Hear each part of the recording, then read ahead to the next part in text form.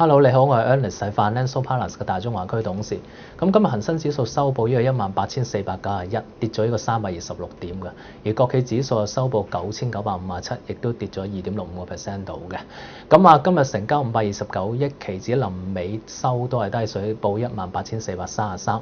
整體嚟講，今日亞洲區全線都下跌，普遍都有2%咁多嘅。咁你記得到滬深300啦，其實今日都跌咗2%，咁啊收報2606。咁而上證亦都收報2416。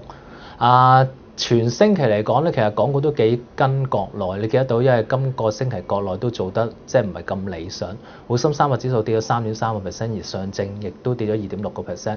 基本上今個星期已經穿翻晒10天、20天、50、100天平均線。咁走勢嚟講，呢幾日其實國內做得都唔係十分之理想，咁所以我相信下個星期真係要睇緊國內嗰個股市嘅表現嘅。咁至於譬如話，尋晚咧美股都低收啦，咁其實最重要都係憂慮翻歐債嗰個危機有機會再加劇啦。因為點解計意大利記得到西班牙嗰個債息都升至到應該係難以長久持續個水平嘅嚇。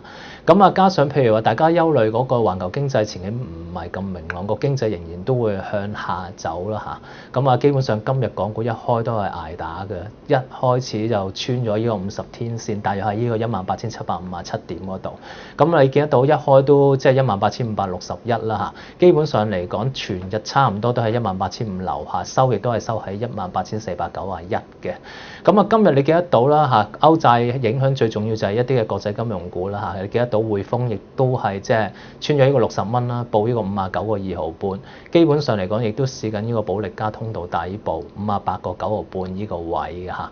咁最尾嚟講咧，你記得到雖然都比較上其他即係國內嘅內銀股好少少啦嚇。國內嘅內銀股基本上今日都普遍跌成3%，你記得到建行或者工行、中行都係接近呢啲水位嚇。咁當然今日跌得多少少就係呢個內房股嘅。咁你記得到譬如好似中海外或者呢個恒大都跌咗5%度。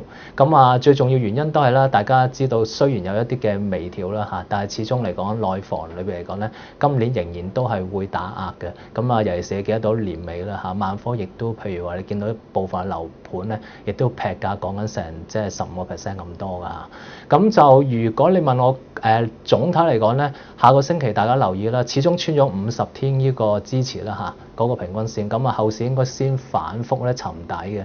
就算如果唔係咧，咁我相信嚟講咧，亦都有個位大家要留意翻，因為今日咧其實恆指個牛證重貨區咧18500點呢個位咧即係都強制收回咗啦。有另外一個位咧比較多少少街貨，就係18000至呢個18300啦。相對於期指大約係1400張度啦嚇。咁我相信呢一個位咧10月上升嗰陣時個裂口亦都係大約喺呢個位度。